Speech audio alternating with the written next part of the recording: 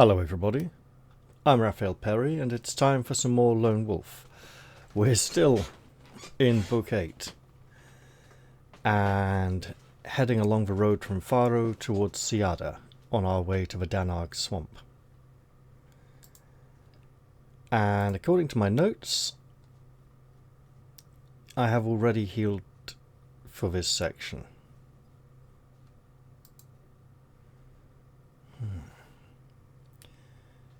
In the distance you see a pall of dense black smoke rising into the sky. At its base a fortress wall of...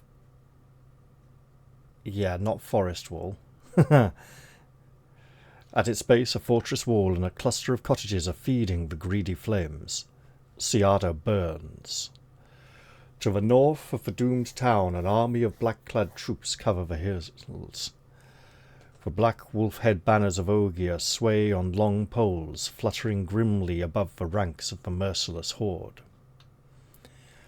Along the track, a great procession of men, women and children come towards you, some on horseback, some in carts, and some with bundles of possessions clutched to their soot-blackened chests.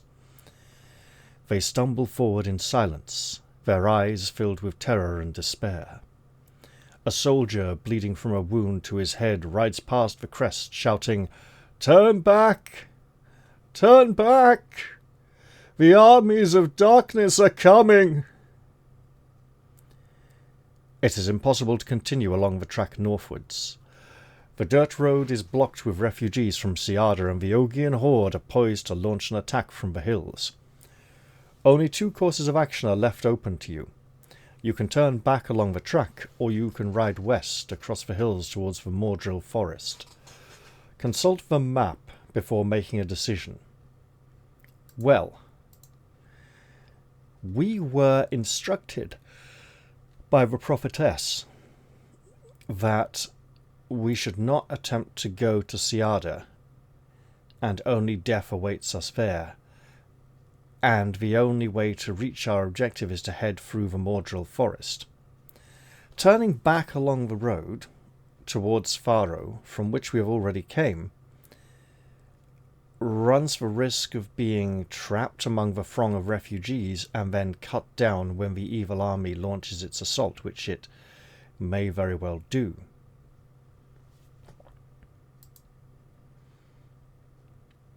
Let's ride west towards the Mordril forest. You and Pido wheel your horses around and follow the crest of the ridge. Expertly you manage to steer them down a steep bank of loose shale and then on at a brisk pace along a dried-out gully. Soon the gully becomes a stream of sparkling water fed by an underground spring. A rumble like the sound of a distant storm warns you that the vast army of Zegron, war chief of Ogia, is now less than 20 miles away.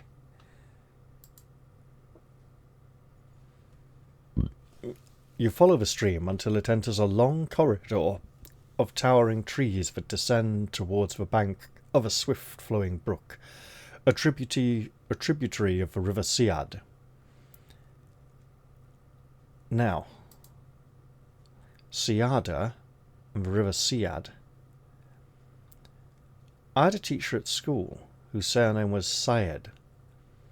He wasn't Indian, but he was brought up in India, raised Indian, and looked Indian.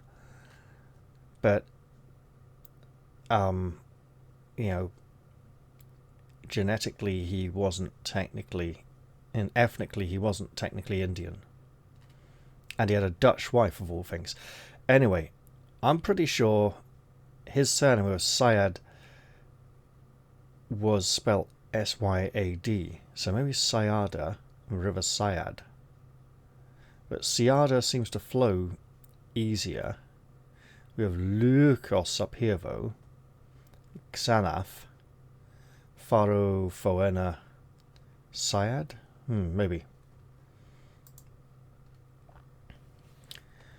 You stop here briefly to bathe your faces in the icy water and to stare at the mass of blue-green giant trees that fill the western horizon. "The Mordril forest," says Pido, a note of trepidation in his voice. It was once a wondrous forest, a place of light and goodness. The trees grew strong, and the birds and beasts were the fairest of any forest breed. But the moordrill has grown dark and dismal of late. The Danarg encroaches, feeding its sickness to the soil and poisoning the saplings and the creatures that dwell there still.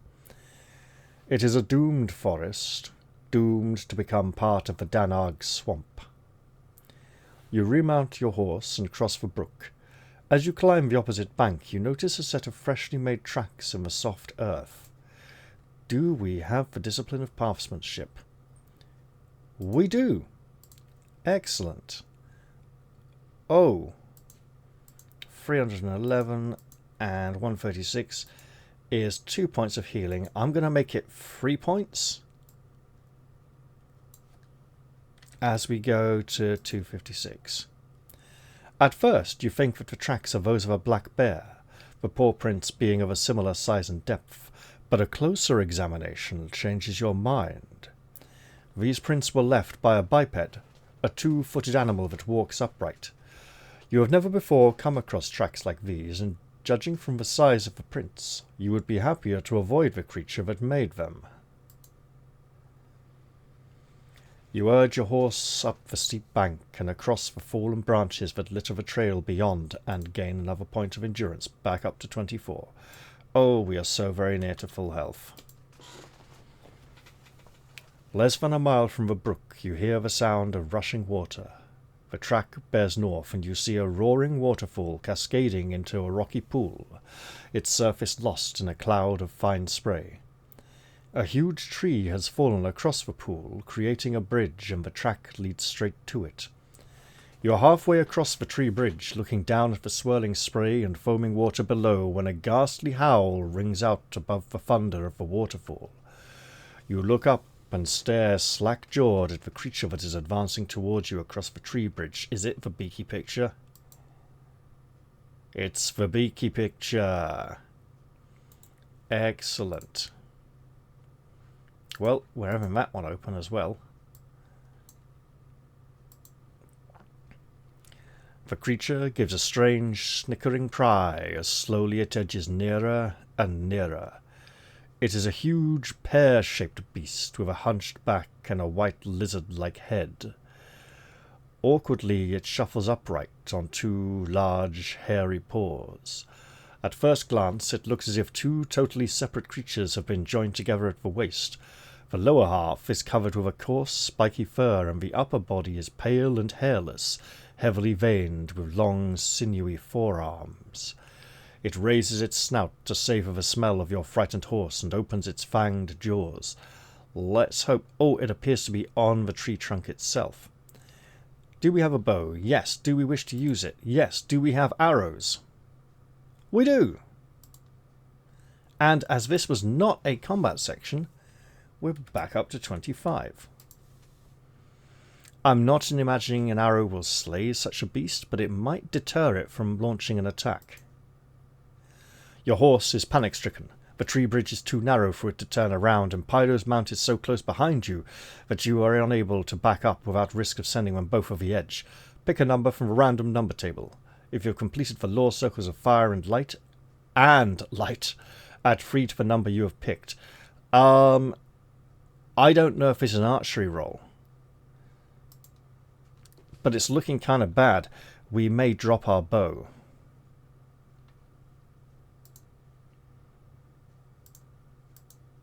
A 1. Oh dear. The arrow misses its mark by several yards, striking into the forest behind the creature. There is no time for a second shot. You shoulder your bow and make ready to draw a hand weapon as the beast closes in to attack. However, that's 2 more sections. I can't remember if it's 2 more or 1 more. I'll make it for 1 more and go to battle. The slimy stench of the creature drives your horse wild with fear, forcing you to dismount and advance along the tree bridge to meet it. Suddenly there is a fearful cry as your panic-stricken horse careers backwards into Pyro's mount. He fights to keep control of his own frightened horse, but the panic is infectious, and with a crack of splintering wood, their stamping hooves split the edge of the tree bridge. You watch with horror as both horses fall headlong into the watery abyss. Pydo leaps from his mount as it falls, grabbing hold of the edge of the splintered wood, but it is wet and you can see his fingers slipping. Instinctively you move to save him, but a stinging lash of a clawed paw reminds you of the creature you must face first. The Anafeg has a combat skill of 18 and an endurance of 50. The creature is immune to Mind Blast, but not Psi Surge, unless you have a Magnakai discipline of Psi Screen, which we have. Reduce your combat skill by 2 points for the duration of combat, for the creature is also attacking you with the power of its mind. We are not asked if we can defeat it within a certain amount of rounds as Pydo hangs on, so let's hope we are not asked afterwards, because we're not being told to track this. It has a combat skill of 18, which means we are pretty much 34. Yeah, we're in the plus 11 or greater column. However,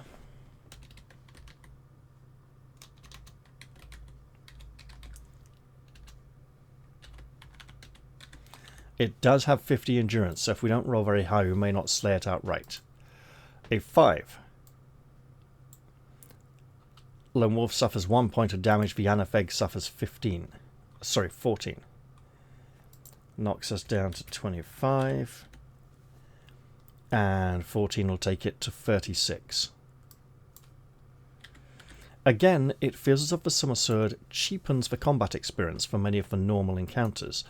With an 8, the enemy is slain outright and Lone Wolf suffers no further injury. The creature howls its death cry and topples over the edge. Before it is out of sight, you turn and run along the tree bridge, your hand outstretched to grab Pydo's arm. Just in time, you save him. A moment later and he would have joined the Anafeg and plummeted into the spray-filled pool. Filled, of course, with the spray of the landing of its body. And we recover the 1 point we just lost. And surpass it. Even. For a few minutes you stare silently at the pool below. Nothing stirs in the seething waters to record the loss of your horses or the passing of the dreadful Anafeg. All three have disappeared without a trace. The distant thunder of battle pervades your thoughts, prompting you to leave the tree bridge and move deeper into the Mordril forest. The tall trees become denser, often forcing you to turn your body sideways in order to make any progress. Gradually, dense undergrowth turns into a carpet of moss and blue-black lichen which clings to your boots like mud. A chill overwhelms you as thick and pearly mist seeps from the cracks beneath the trees. The many sounds of the forest have disappeared to be replaced by a cold and eerie silence. If you are in need of tincture of oxidine or of weed herb, we are not. We have tincture of oxidine, and I remember the tincture of oxidine can cure the Coravax bacillus disease. So I think this is really asking if we have that disease, not if we need these things. Not if we lack them. Twilight is approaching. As the sky above darkens, a black bird flies along the upper branches, emitting a shrill cry which sounds unnaturally loud in the silent forest. It settles, stares at you for a few moments, and then flaps away. A little later you stumble upon a clearing.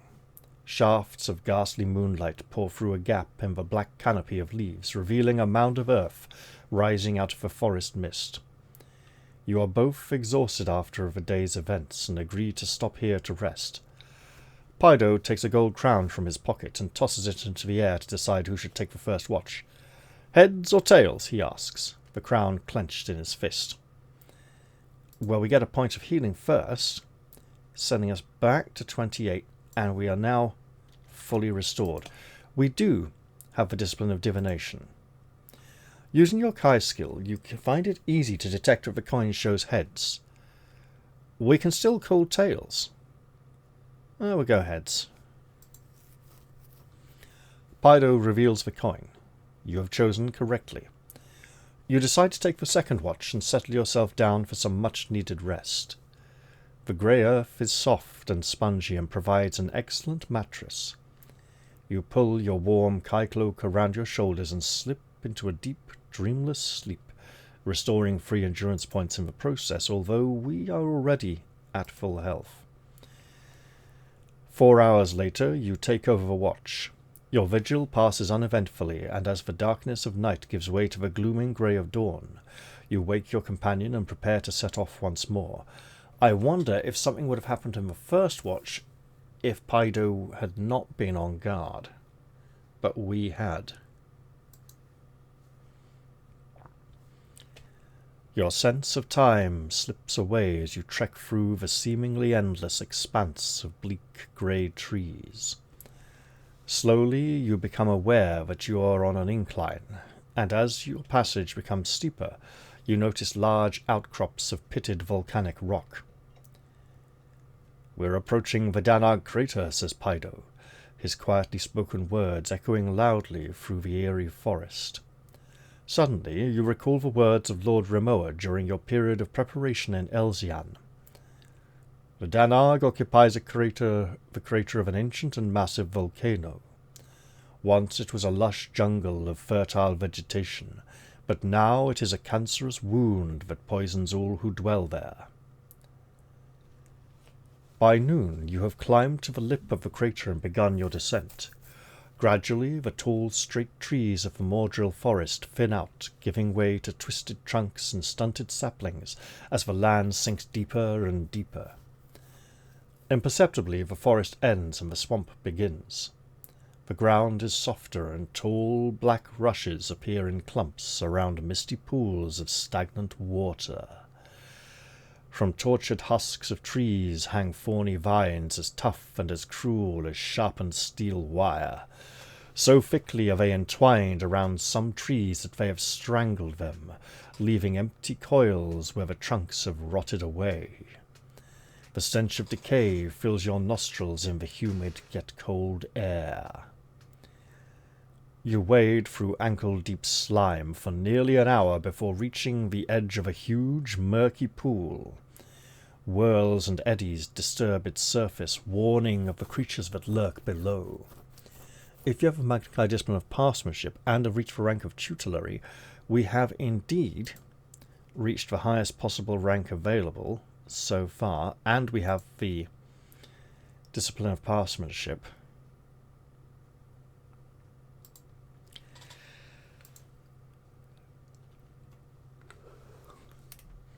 Your improved Kai's skill warns you that to the north a tribe of hungry swamp creatures are lurking at the edge of the pool in search of prey. You and Paido would provide an excellent meal for these beasts. To the south, the track takes you away from the heart of the swamp and consequently further away from your goal. We could go north and brave the swamp creatures, or south. Fighting Fantasy rule here would say go north, unless we have a good reason otherwise. I mean, if we're going south, we're just looping around the pool, right? The froth of green scum marks the edge of the pool, and you use it as a guide to avoid stepping too close to the water. On your left, the pools become more numerous until you find yourselves walking a narrow strip of mossy mounds flanked by dark water. "By the gods," grumbles Paido, slapping insects from his face. "How I wish for some good solid ground rather than this spongy muck." As if in answer to his request, you see a spur of volcanic rock looming out of the mud ahead, forming a causeway above the pools of greasy water. You follow it, and soon it splits into two. One spur disappears to the west, the other continues to the south. Do we have the discipline of Nexus? I don't believe we do. We do not. So we can go west or south. Well, we don't want to go further south. Looking at our map,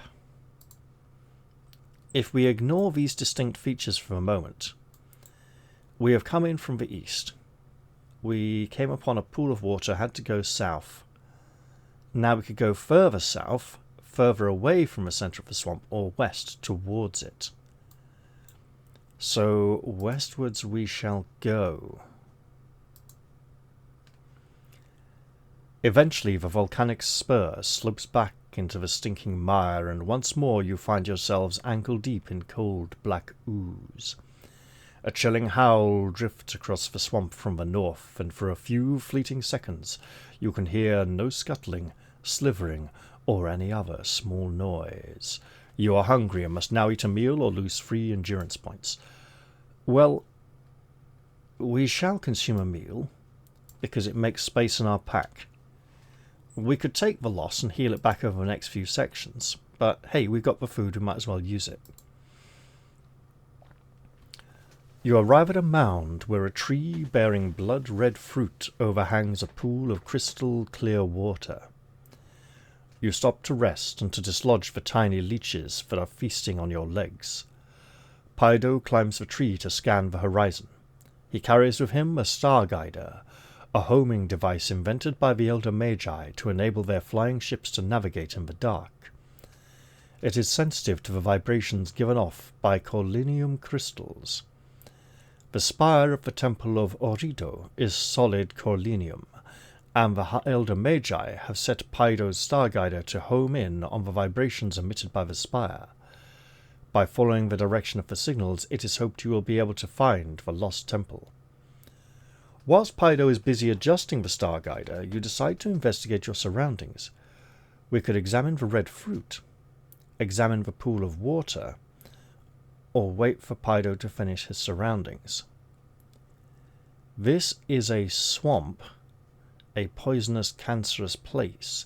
The fruit is probably not good for us. While it's possible it may be some kind of beneficial berries or something, but it's not. It's fruit, like peppers or apples or something, right? We can examine the pool of water. Let's do that.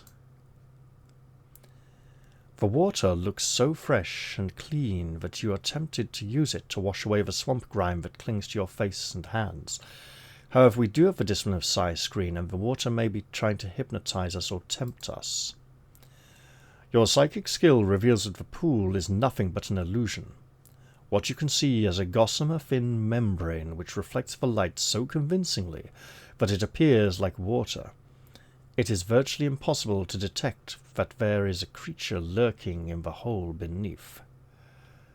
Let us not disturb the water. I'm imagining there's some kind of giant spider down there. Is it possible that such a thing might have an item in its lair that we absolutely require for our quest? Let's not disturb the creature. When Pydo finally climbs down from the tree, his face betrays his anxiety. "What is wrong?" you ask impatiently. "There is no signal," he replies. "I have scanned every direction with the star guider, but it can detect no corlinium signal. It isn't damaged, of that I'm sure. It's simply as if the temple has disappeared. Or the spire has been destroyed or taken away by some creatures in the past. I wonder if it could be buried deep underground." You take the device from Pydo's hand and climb the twisted tree trunk. He shouts instructions and you set the star guider into operation, scanning the distant horizon and waiting for the telltale click that will reveal the direction of the lost temple of the Elder Magi. But Pydo is right. There is no signal, and without a signal there is no hope of finding the Lorestone of Ohrido. You're about to abandon the search and jump down from the tree when you see something on the northern horizon that you hadn't noticed before. An island of red volcanic rock rises out of the mire, one of 4 flat-topped islands grouped in a diamond close to the eastern edge of the crater. Perhaps the temple is on the other side of that island. Perhaps that is why the star guider will emit no signal. You climb down and ask Pydo what he thinks. He stares to the north and ponders the problem. "Yes, it is possible," he says thoughtfully. "It is just possible." So that would be these 4 islands, I imagine. Now, because we took the road, we weren't able to meet the mapmaker's daughter who said that the temple could be seen from the Red Tor. But we appear to be headed in that direction anyway, mercifully. Hope returns and your spirits rise with the expectations of finding the lost temple beyond the island of Red Rock. You set off without delay, anxious to cover the 10-mile trek before the sun sets and darkness engulfs the Danarg. For the most part, the swamp mire is firm underfoot, and the inhabitants pose no problems that cannot be solved by a few shouts or well-placed weapon blows. But, as the sky darkens, you draw nearer to the plateau. But as the sky darkens and you draw nearer to the plateau, the going becomes more difficult. A carpet of vines, thick with mould, covers a surface of muddy holes and hollows. Often a seeming puddle proves to be a bottomless fissure. Progress becomes so slow that you fear you will never reach the island before dark. Pido is leading the way across a tangled mat of barbed vines when a wave disturbs the muddy ooze below. Suddenly the great head of a silver swamp python bursts through the rotting creepers and raises its tree-thick coils high in the air. Awesome jaws set with double-tiered fangs tower above you, glistening in the fading light. A drop of venom falls from the fangs and sets the quagmire boiling. We are now asked if we possess the discipline of animal control, and I really want to take that one for this book. And I originally did for the first attempt, but for the second one I replaced it with size screen, and I'm glad I did because it warned me of the spider lair. However, we do not have the skill. The great snake flickers its tongue and lunges forward, intent on consuming the both of you in its massive jaws.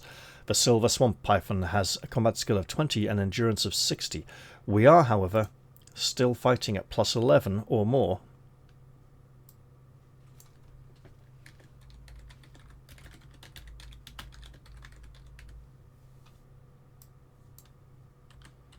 So let us fight. Owing to the swiftness of its attack, you do not have time to use a bow.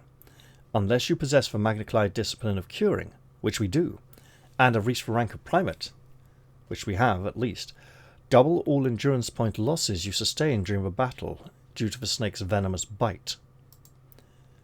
Well then.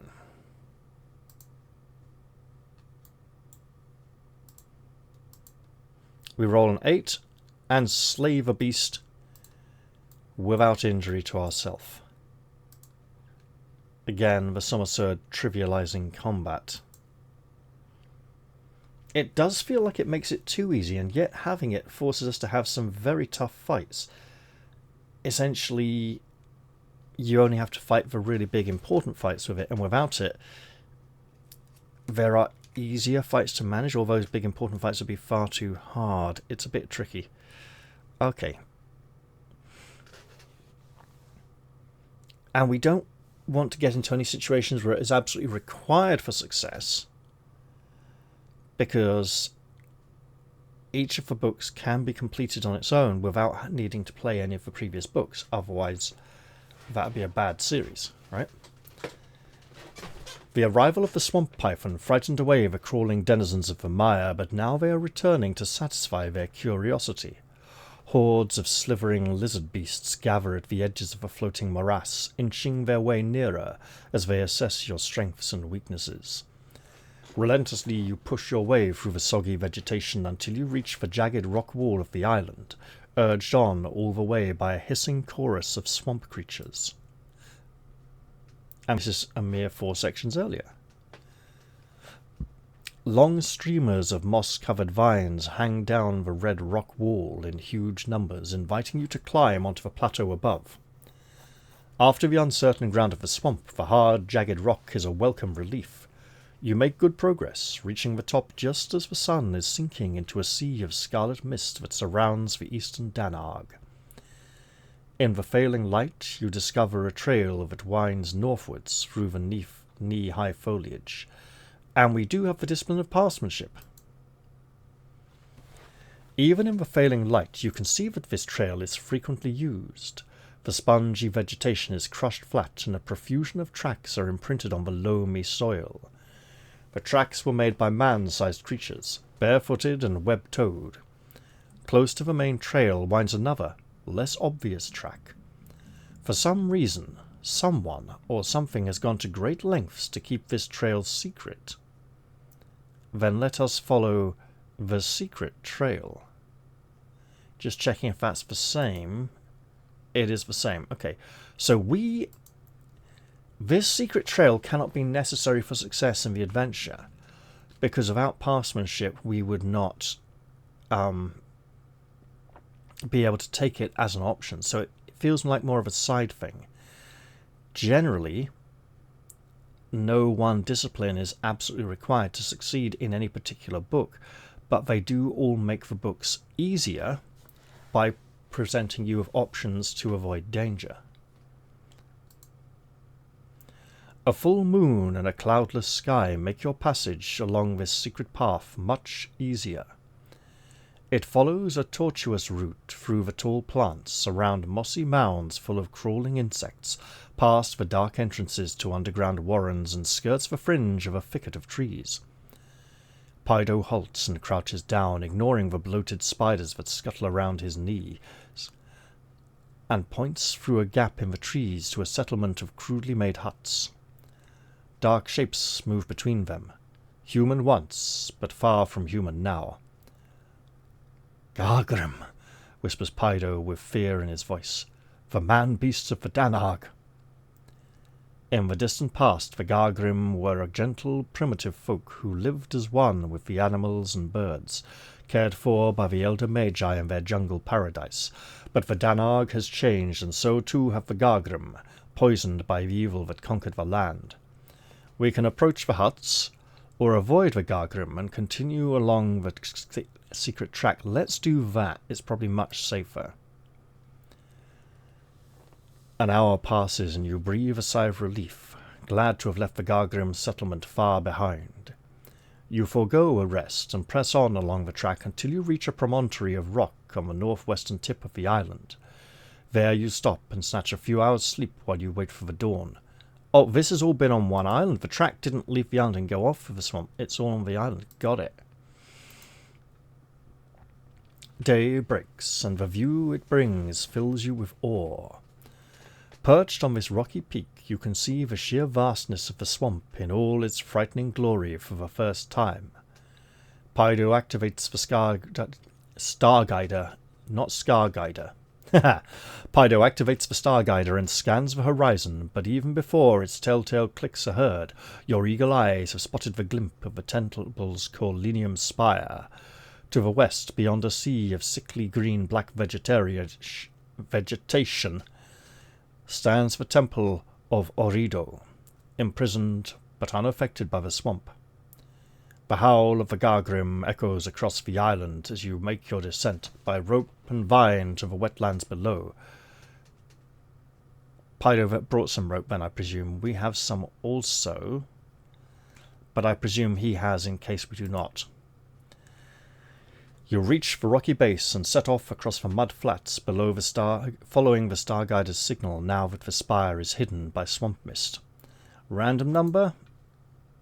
60-40 split? A 4. We get the more common of the two results. And I just want to check, is the other one the Beastman? It's not. Okay, so we get the combat encounter after all then. Around a pool of slimy water are gathered a group of vine coils, hollow and funnel-shaped like gigantic rusty springs. This is the picture I remembered, and the picture I thought would be behind that spider web.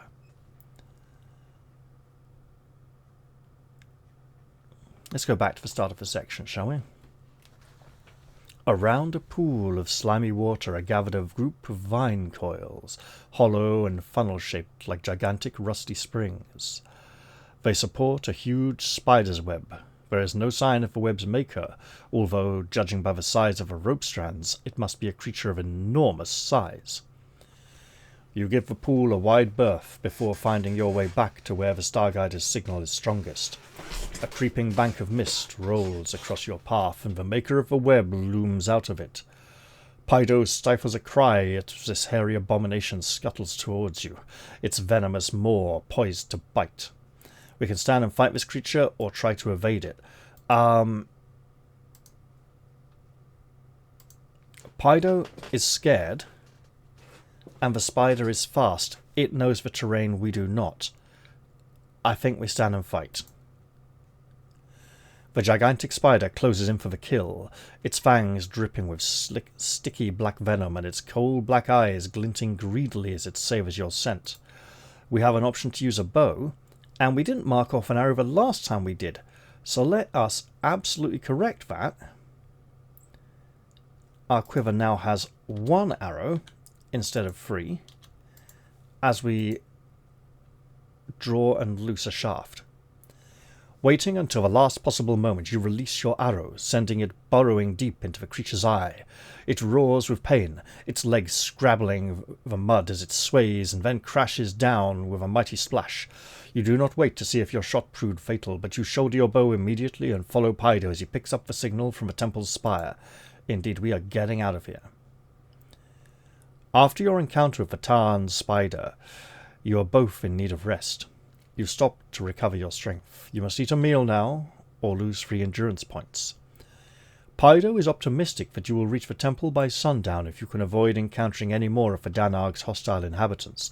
Let's absolutely remove our final meal from our backpack.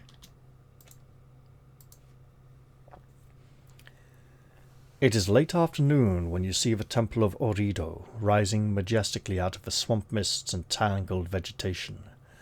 The sight of this towering ziggurat is so breathtaking that you are both stunned into silence as you feast your eyes on its untarnished splendour. Tier upon tier of gleaming white stone, shaped and formed into perfect symmetry, confront you.